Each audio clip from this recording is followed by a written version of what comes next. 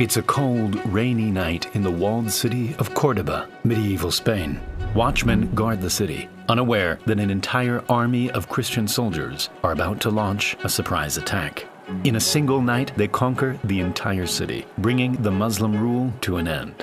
All over the land, Muslim cities were being conquered and taken over by the Christians. But amidst all of this, one city remained unconquered: Granada.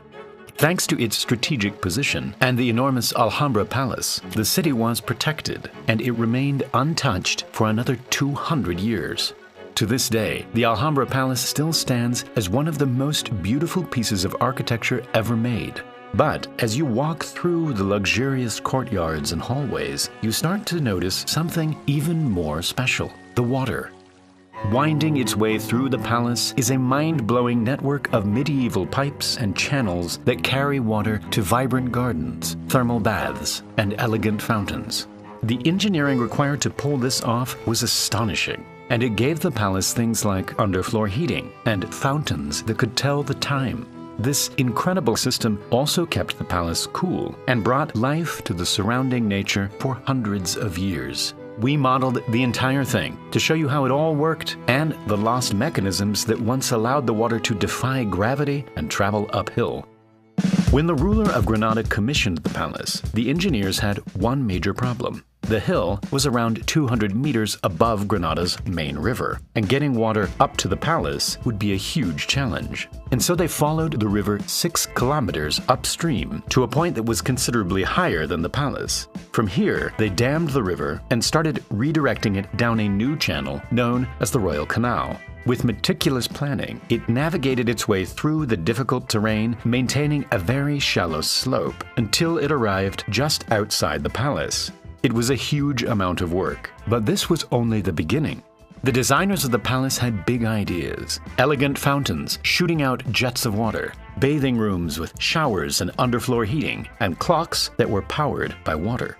All of this required much higher water pressure than the Royal Canal provided. And so to get around this, the engineers started digging out a large pool in an area much higher than the palace. Below this, the water from the Royal Canal would flow into an underground pipe and collect in a well 60 meters below the pool.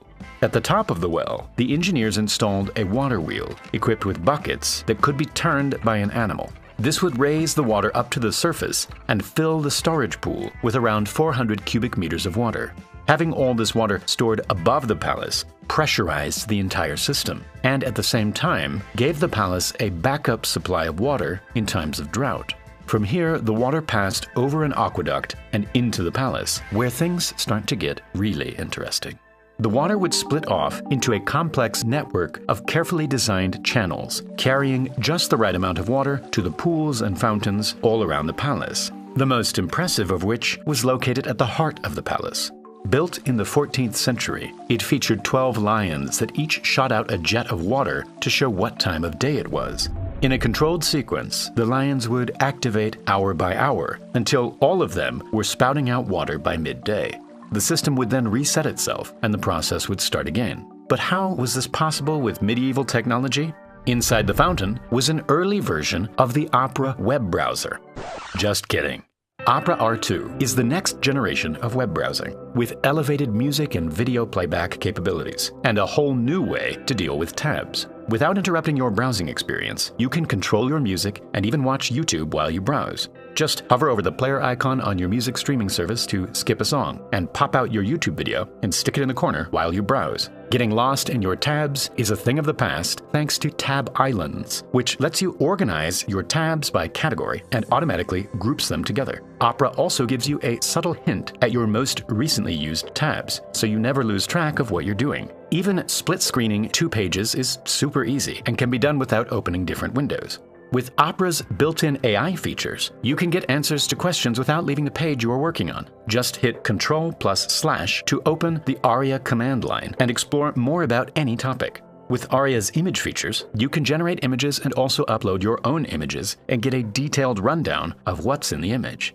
The look and feel of Opera is fully customizable, with different themes that let you change the background, UI colors, sounds, and more. Download Opera today with the link in the description and start experiencing the next generation of browsing. In order for the Alhambra central fountain to tell the time, the engineers came up with a very clever but simple design. The large bowl in the center of the fountain had 12 holes placed at very specific heights, each leading to a lion via a series of internal pipes. A central pipe would fill the bowl at a slow and constant rate, causing the water level to rise and activate the lions one by one. The holes were so precisely calculated and the water supply was so constant that it would take exactly 1 hour to reach the next hole. After 12 hours, the bowl would be full of water, and a clever siphon inside the bowl would reset the system naturally.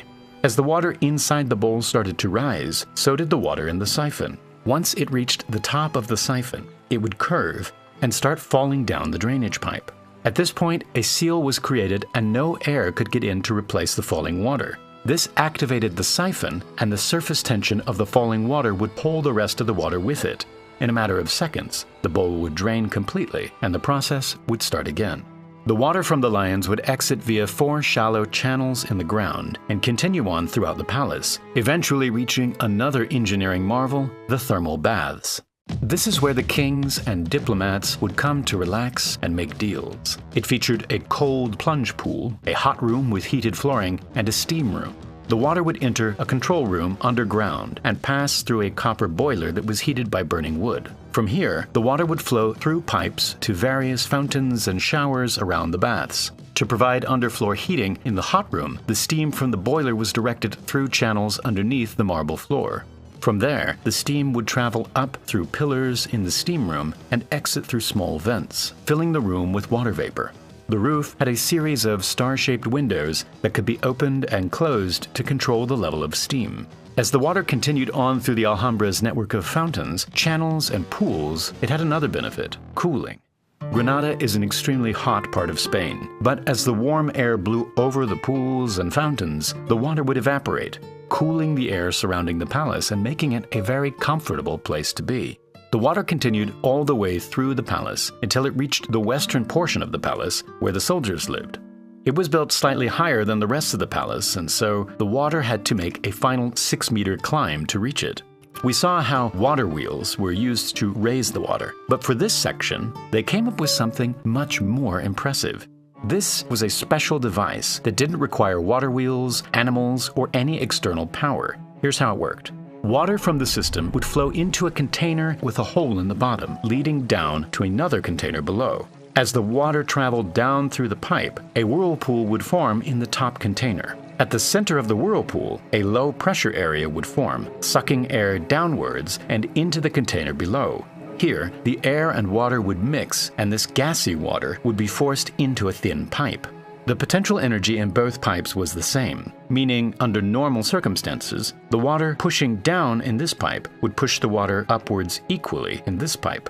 But since the water in the thinner pipe was full of air bubbles, it was lighter and could travel higher up the pipe. By passing a constant flow of water through the whirlpool, this device was able to raise water 6 meters higher than when it entered, providing water to the rest of the palace. Today, many of the clever water systems around the palace still work, and it's all thanks to the incredible engineers who made them hundreds of years ago. And now, time for the Primal Space giveaway. The winner of the previous giveaway is Graham. Congrats! In the next video, we'll be giving away this awesome Alhambra framed print. All you need to do is sign up at the link below, like the video, and leave a comment saying which part of the water system impressed you the most. Thank you very much for watching, and I'll see you in the next video.